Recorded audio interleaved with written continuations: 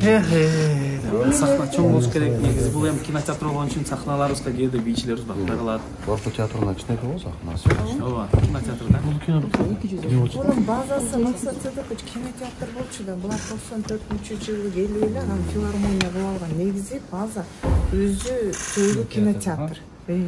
Функционалдуу иш-чаралар болот да, туурабы? Болот. Жыл убагында иш-чаралар болот да, концерттер коюлуп атабы? Жылына бул жерде Счетуңар барбы? Ооба, спецсчет бар. Счет бар. Бул жетпейт да, ушундай болот да, кандай болот? Ооба, спецсчет менен көп иштерди аткара албайбыз, чоң иштерди аткара албайбыз. Аренда деле мындай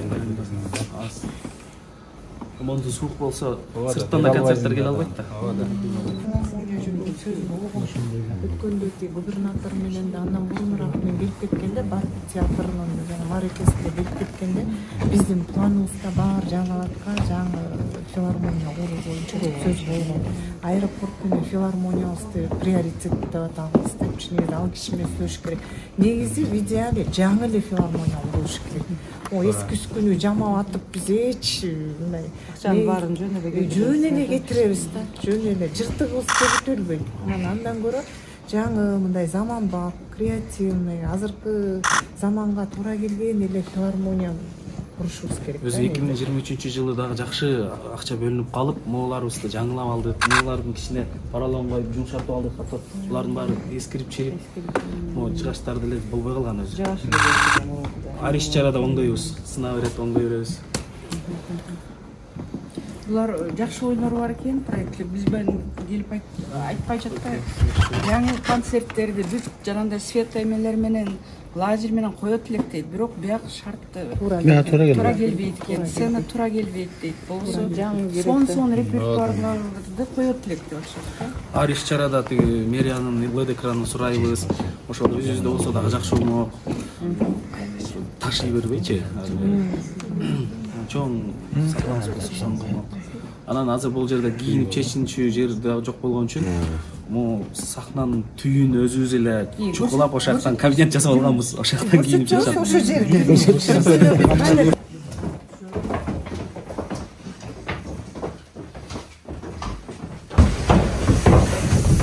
Бул жерлер ошол сахнанын алды коркунучтуу эле жер болчу. Ошол жерде өзүбүзгө кичине шарт кылып алдык.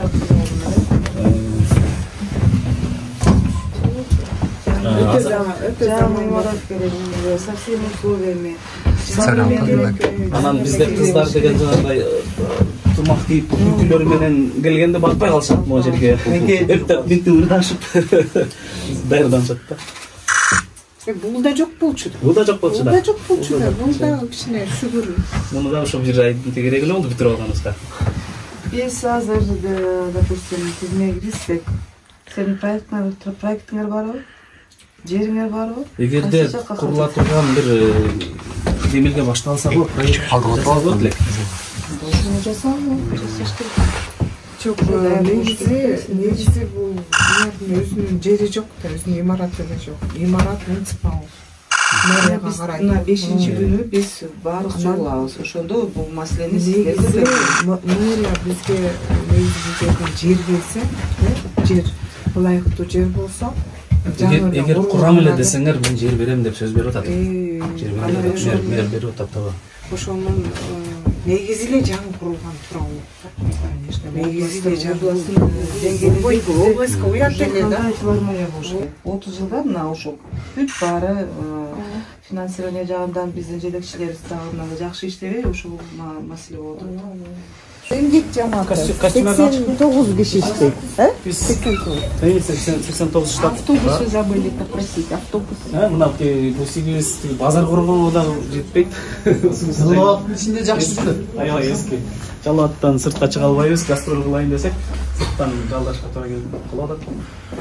Спринтер керек бизге. А бирок гастролдорду талап түштү. Гастроль болуш керек. Канча жол гастроль болду деп сиздер бирок биз ушундай айнаңдап чыга албайбыз да. Анан быйыл костюмдарды тиктирдик. Министрлик аябай жакшы акча бөлүп костюмдар тиктирип, бирок костюмерибиз аябай кичинекей болгон үчүн ал жакка да батыра албай атабыз.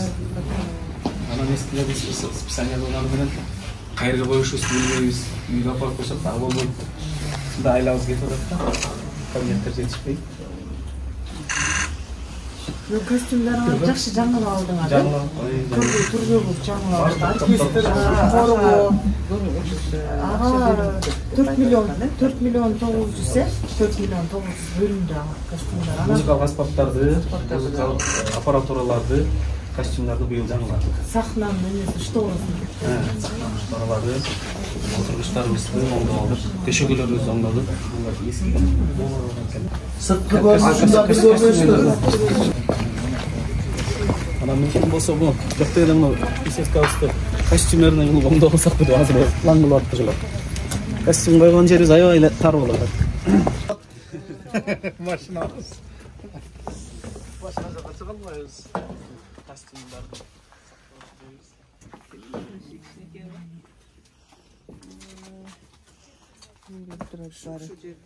Костюмердеби?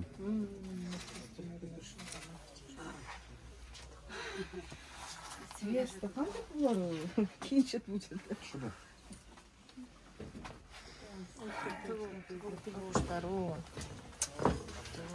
Суреттерди жакында боюп кичине жарыктандырып алдык. Занимацияда турган жер, ишенген жерибиз ушул жерде болуп атат. Илгери бу жерден кино коюшуп, бул жерде ачык болгон, бияка кино коюшканда. Ошол жерде бүттүп камера колдонобуз. Өзү негизи бизде филармония бар беле мурун? Жок эле. Жок, ушу кинотеатрда филармония бар. Кино базасы кинотеатрда. Филармония болуп калган.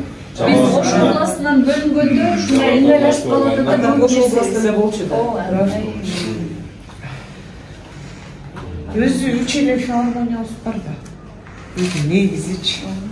Анан ошо үчөөбүздүн бириси ушул филармониябыз. Фергана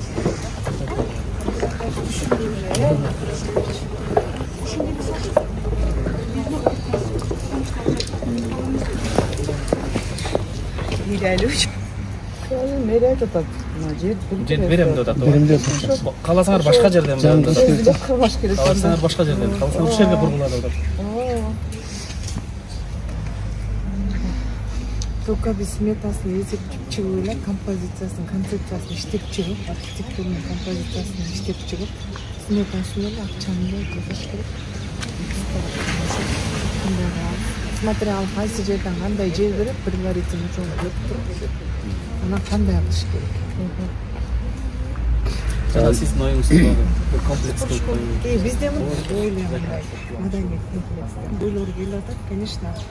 Театр маданий мурастардын тизмесине кирет, эми бул ал жерде көрсөтүштөр ал жер жакшы, ал жерде просто жакшы реставрация керек. А бирок эгерде кайра кура турган болсок, негизи эле бизде азыр мындай план бар бизде. Ар бир областта бирден бир ушундай ордо. Булар маданий бир какой-то бир комплексный бир ордо болсо, ошол жерде бир китепканасы, баягы советский мындай коробка эмелерден чыксак дегенчи. Тиги композициялардан. Анан жыртык-пыртыкты бүтөп качан бүтөбүз? Андан көрө эле бир жакшы бир комплексный ордо болсо, музей, китепканасы, керек болсо кол өнөрчүсү, жаштар борбору, курстары болобу, залы болобу, филармониясы, бир мындай бир кички городок сыяктуу бирок комплексный болсо. Туура айттыңыз да. Биз элдин өкүлүбүз да, сиз эми баягы азыр өкмөттүн аткаруу бийлигинин өкүлү болсоңуздар, азыр эми чындыкты айтып атасыз да. Мунун баардыгы ошол чечилүүчү жерлерди айтыш керек. А мындай жерге бирөө келет дагы бир күн концертти бир көргөндөн кийин Билбейт. болду дейт. Чындыгында коем, ал жерде үшүп отуруп, мындай кылып отургандан көрө лучше телевизордон көрүп алабыз, YouTube'дан көрөбүз дейт да. А эгер ушул жерде, например, заманбап зал болгон болсо, концерт эмес, ошо залдагы адамды өзүнө тартат да кыйла. Тип отургандай болосуң. Же бирөөнү чындыгында баягы концерт болуп атса, жүрүп деп алып келиштен уяласың мындай жерге. Ошон үчүн эми баягындай бир азыр Кудайга шүгүр көңүл буруу, өлүү башталды да. Чындыгында бир тармактын жаңы имараттары курулганса, экинчи тармактан аракет кылып курдуруп карайын деп жетекчилерден үмүт пайда болду. Эми ошол үмүт менен алдына карап жылы берсек, буюрса жакшы болот деген ойдобуз. Рахмат. Күнүштүү нерсе да, күнүштүү нерсе. Ayırganızı aytқанда ушундай кылсак, жана немебиз көркөм окуу жайыбызга кирип кетсе, китепканабыз болсо, ошолордун баарын бир неме кылсак. Эми жардам берип атпайсыздар, ар ким учурунда доорунда дегенде сиздердин доорыңузда бир жаңы здание курулуп калсын деп бериңиздер. Жок. Андай болуп атпайбы? Сиз айткан мустак мына жарым саат 20 мүнөт отура аласыз, 15 мүнөт. Эми барганда шунун үстүндө дагы бир чогуу аракет кылайлы. Баягы ичара бири-бирибизге мындай мамиленин, бири-бирибизге болгон салдарыбыздын жоктугу болуп атат. Мисалы үчүн жөнөкөй деле кагазды алып карасаң, бул мага карабайт, маданият министрлигине мага карабайт, билим берүү министрлигине деген эле сөз болуп атат.